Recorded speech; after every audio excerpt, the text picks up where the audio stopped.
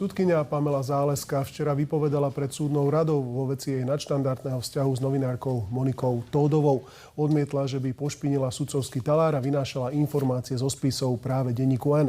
Sudcovia ale pri vášnivej diskusii upriamili pozornosť aj na to, že Záleská nemusela objektívne rozhodovať a mohla svojím vzťahom s novinárkou podlomiť dôveru verejnosti v justíciu.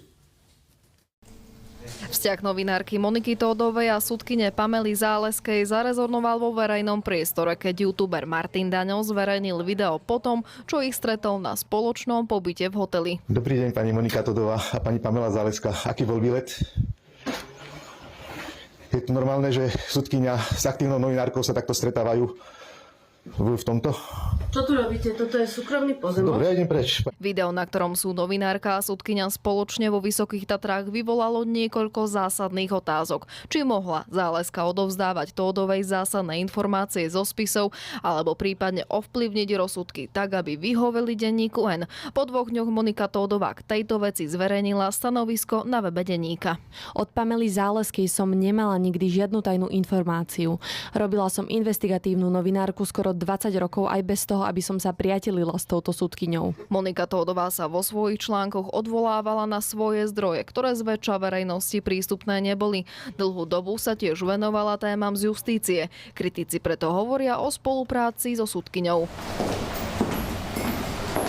A práve o tom mala súdna rada rokovať. Prítomná bola aj samotná sudkyňa Záleská. Tvrdí, že vzťah s novinárkou etiku jej talára nenarúša.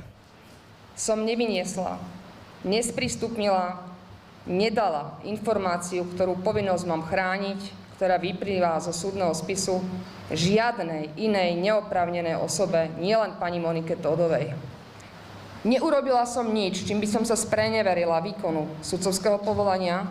To nebola tajná vec, ja som sa neskrývala. Na dovolenkovom lístku, ktorý som vypisovala pred nástupom na riadnu dovolenku, som dokonca mala uvedené miesto pobytu Tatry. Sudcovia nie sú ale v tomto prípade názorovo jednotní. Jedni hovoria o strate dôvery a iní, že nie je dôvod na obavy. Či je schopná verejnosť vnímať pani Zálesku ako objektívnu za tejto situácie, ktorá nastala? Prečo by novinárka používala informácie od svojej životnej družky, však by vystavovala pranieru útokom, diskvalifikácii z celého povolania a samozrejme zároveň aj seba. Návrh na disciplinárne konanie môže podať iba predseda Jan Mazák. Následne by Zálesku súdil Najvyšší súd.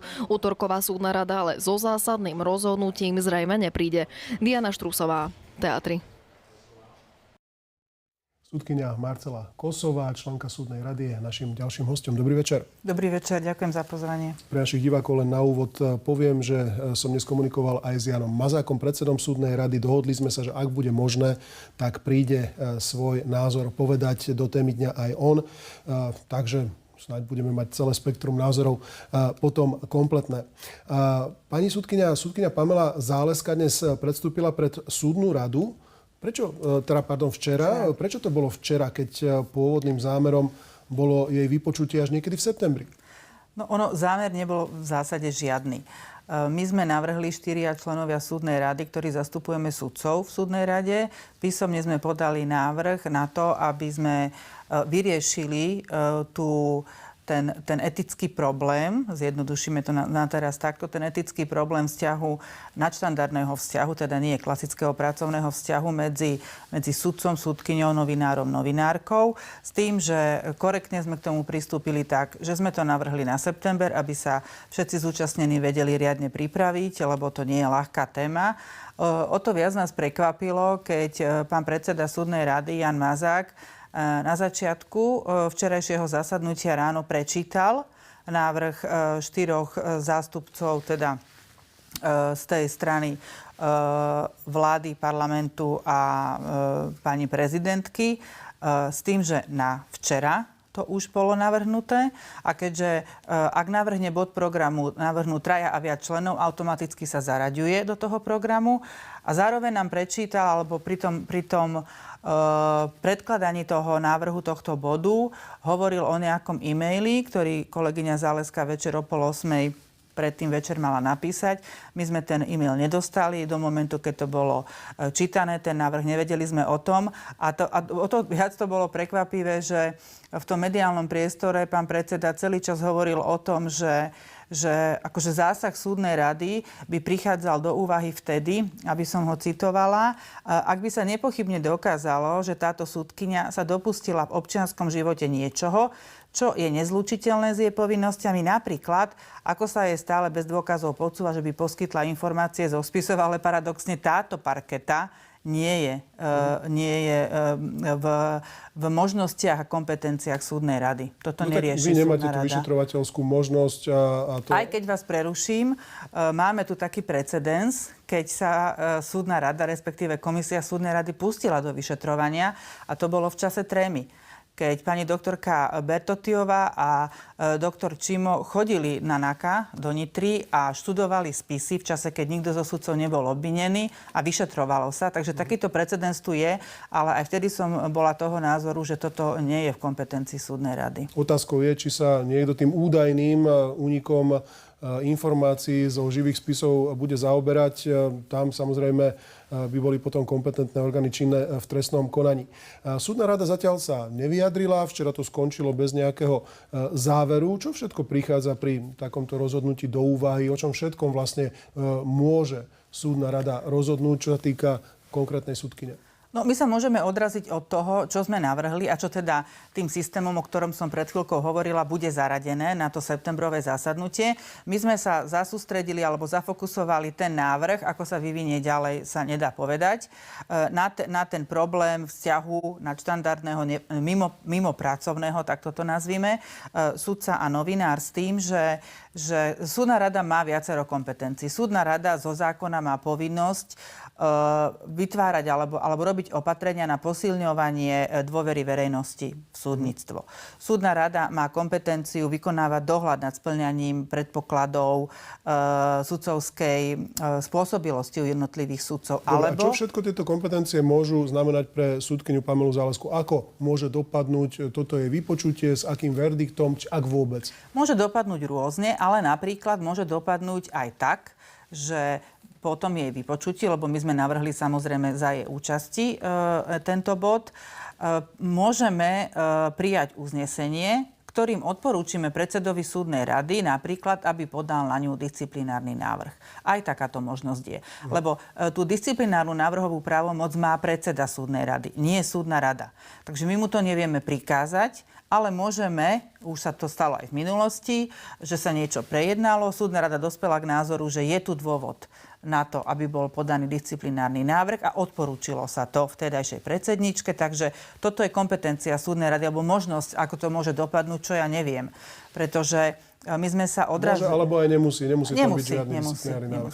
Lebo na tom sa musí zhodnúť 10 a viac členov súdnej rady na každom uznesení. Dobre, takže vy očakávate, že ešte teda niekedy v septembri, napriek tomu, čo nechcela vlastne Pamela Záleska, lebo ona to tam medzi riadkami niekoľkokrát povedala, nechcela, aby sa to ťahalo až do septembra, keď to teda bude témou pravdepodobne aj predvolebnou. Aspoň takto sa to dalo chápať? Či to je, alebo nie je predvolebnou témou, to aspoň teda zástupcov súdcov v súdnej rade absolútne nezaujíma. My musíme riešiť situáciu, ktorá nastala. A či sa to doktorke Záleskej alebo pani magistre Záleskej páči, alebo to chce mať ukončené rýchlo alebo nerýchlo, to nie je na tom postavené. My sme poukázali, aj poukazujeme a budeme sa odrážať aj od toho, že ten vzťah sudca-novinár nie je úplná novinka.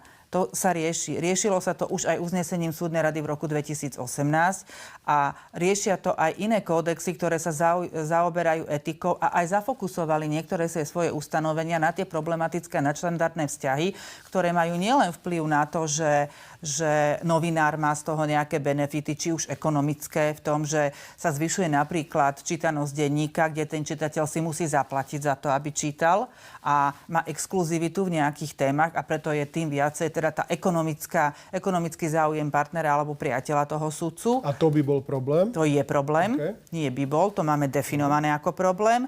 hovoria o tom, máme viacero kódexov, bangalorské zásady správania sudcov, oni sú z roku 2001 a revidované v roku 2002. Londýnska deklarácia o sudcovskej etike z júna 2010, kde konkrétne sa zaoberajú práve napríklad tie bangalorské zásady, hovoria o tom ekonomickom záujme člena rodiny, sudcu alebo blízkeho priateľa sudcu. Pretože tam nejde iba o tú subjektívnu zaujatosť, o ktorej magistra Záleska hovorila, ale tam je podstata, na čo sa treba zamerať, a to je teória zdania, takzvaná.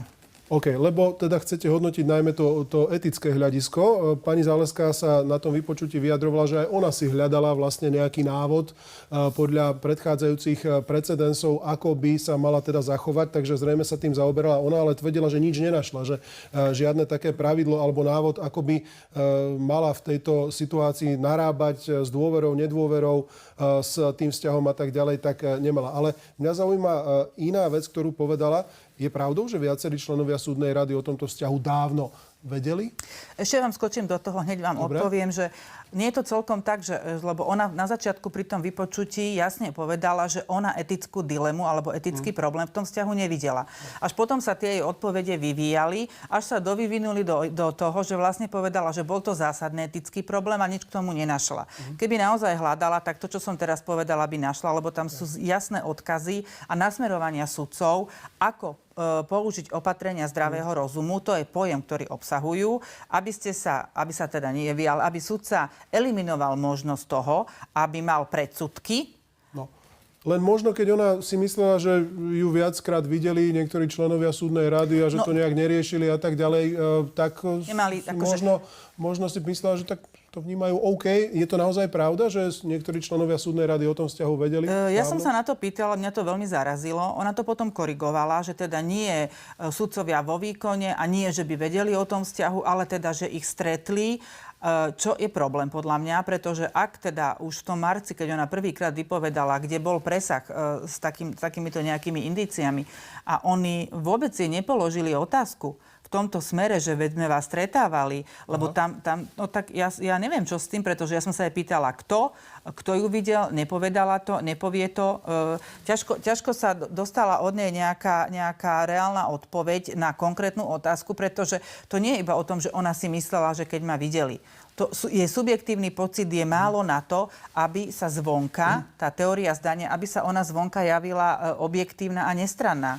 Prečo na tej súdnej rade nepadla zásadná otázka? Ja si myslím, že z novinárskeho hľadiska zásadná, možno, že vy ste to nepovažovali za také dôležité, ale pre nás, aby sme to mohli zase aj v novinárskej obci nejako posúdiť, je dôležité, odkedy ten vážny vzťah Tódovej a Záleskej trval.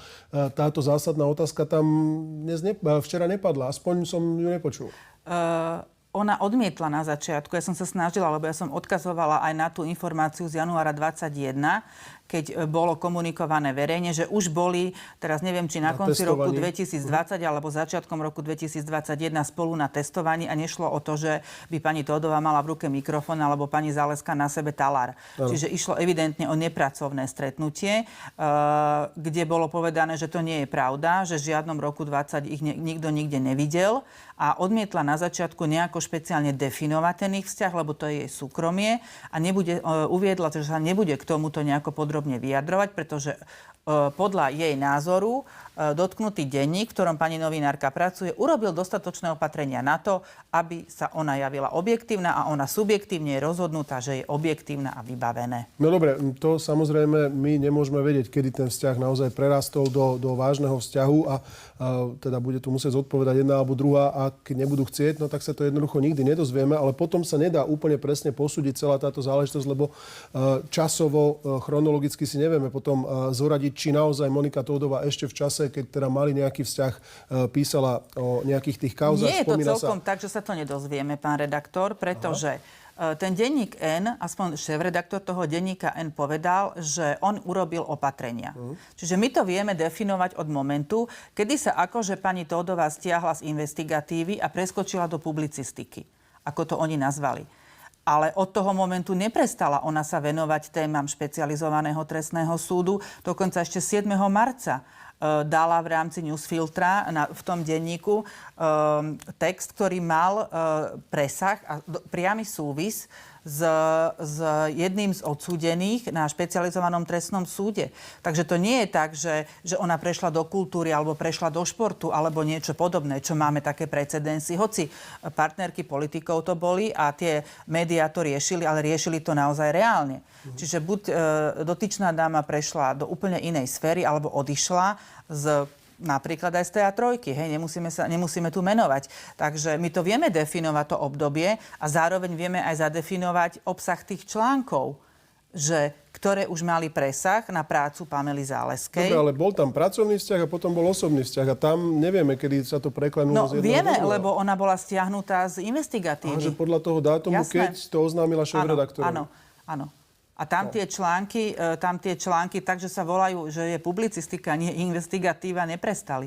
Aha.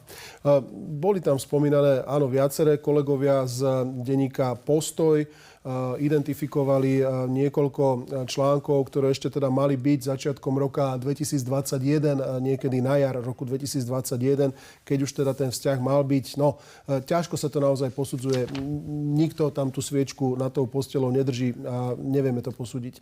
A vy tvrdíte, že áno, tak možno je otázka smerom k šéfredaktorovi denníka N, aby sa tomu jasnejšie vyjadril, kedy tie opatrenia boli prijaté. Viete čo, nie. Nás v zásade, nechcem to zvulgarizovať, ale z pohľadu justície nás Monika Tódová nezaujíma. Nás zaujíma Pamela Záleská. Pretože to nejde iba o to, že niekto má exkluzivitu alebo má lepšie informácie. A to neznamená, že sa vynáša zo spisov. No ale riešili to nejako. Pani Záleská to nakoniec zhrnula do takej jednoznačnej vety. Vyriešili to tak, že teda, tam boli dve možnosti. Alebo prestane písať Tódová, alebo prestane súdiť Záleska. No tak to vyriešili tak, že prestala písať Tódová. Neprestala a to si mala vyriešiť pani Záleská. Pretože tam nejde len o to, že pani Tódová má exkluzivitu, ale o to, že ak máte takýto vzťah s novinárom, tak máte tam aj ten spätný chod. Že keď môj kamarát, priateľ, partner napíše článok, v ktorom povie, že Kočner je hentaký a taký, zároveň ja sedím v Senáte nejakú dobu, kde o tom Kočnerovi mám rozhodovať. Tento môj partner je v inej veci sledovaný Kočnerom, tak ja predsa prirodzene, to je prirodzená ľudská vlastnosť a preto treba použiť... Teraz opäť hovoríte ale o Pamele Záleskej a Monike Tódovej, pretože tam ide o prípad Kočner, kde Monika Tódová bola sledovaná a tam vidíte problém? Ale ja hovorím o vzťah Pamele Záleskej k Monike Tódovej, kde takýto vzťah vás limituje, aby ste objektívne mohli konať, bez toho, že by ste na vedomej úrovni sa snažili jej pomôcť. To znamená, čo tam sa mohla vylúčiť? No samozrejme. Pani Záleská? Samozrejme. A to sú tie opatrenia zdravého rozumu, to je oficiálny pojem, že niektoré veci viete eliminovať cez tieto opatrenia, ale samozrejme neviete eliminovať, do koho s kým máte blízky vzťah, alebo tá chémia s kým zafunguje. Však to nemôžeme nikomu zakázať. Zostane to takto, že ak sa niečo potvrdí alebo nepotvrdí v etickej rovine, to znamená stále, lebo to som si všimol, v tom vypočutí ste sa naozaj sústredili na etickú rovinu, nie na vynášanie zo spisov a tak ďalej. Alebo teda z tej etickej roviny, ak sa zistí nejaké porušenie, potom môže vzísť to, že sa teda začnú preverovať jednotlivé rozhodnutia pani sudkyne Záleskej, že teda bude možno niekto namietať, že teda bola alebo nebola objektívna pri písaní niektorých rozsudkov. Môže toto nastať? Jedna vec je, že tam už idú námietky, čo vieme aj z médií, námietky na Pamelu Zálesku v tých živých veciach. Lebo tam nejde len o to, že ona subjektívne mohla byť subjektívne sa mohla cítiť, že je nestranná. Ale to zdanie zvonka pri takejto situácii, keď tam vzniká to, že nejakú dobu máte vzťah s novinárom, ktorý píše nejakým nasmerovaním o týchto ľuďoch, to je práve to, že tá spravodlivosť nemôže byť len vykonávaná, ale musí sa aj zvonka javiť, že je vykonávaná. A toto je ťažko uveriteľné za takejto situácie. A keď to nebolo nič tajné, tak prečo za to obdobie v tých situáciách, keď napríklad Monika Tódová písala nejakým smerom o nejakej veci, sa ona nevylúčila? No, tak lebo ešte vás skočím, lebo tie strany nevedeli o tom, že ju majú namietnúť, lebo o existencii tohto sa nevedelo. Posledná otázka. Podľa advokáta Paru zrušila všetky pojednávania pani Záleská v kauze Judáš. O tých teda tiež písala Monika Tódová.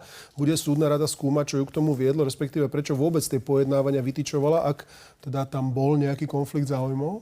priamo skúmať to, či súdca vytýči alebo nevytýči alebo zruší termín hlavného pojednávania, nie je úlohou súdnej rady. Ale v rámci tohto celého balíka, keď ona tvrdí, že sa necítila zaujatá, bude to otázka, ktorá bude smerovať, že teda keď sa necíti zaujatá a stále tvrdí, že subjektívne to má vyriešené, prečo sa to teda udialo? Prečo tie termíny zrušila? Áno. A to sa budete opäť pýtať? Ja sa to budem pýtať určite. Predpokladáte teda, že príde k ďalšiemu takémuto konaniu na súdnej rade? No, zákon hovorí jasne, ak 3 a viac členov súdnej rady navrhne bod programu, musí byť zaradený. A my sme v rámci toho návrhu bodu programu samozrejme povedali, že poskytujeme aj jej možnosť, aby prišla, lebo bez nej by sa to nemalo riešiť. Pani sudkyňa, veľmi pekne ďakujem za to, že ste si našli čas dnes večer pre divákov televízie Teatry. Ďakujem veľmi pekne aj ja. Dámy a páni, vám ďakujem za pozornosť a čas, ktoré ste nám dnes večer venovali. Budem sa na vás tešiť pri ďalšej téme dňa.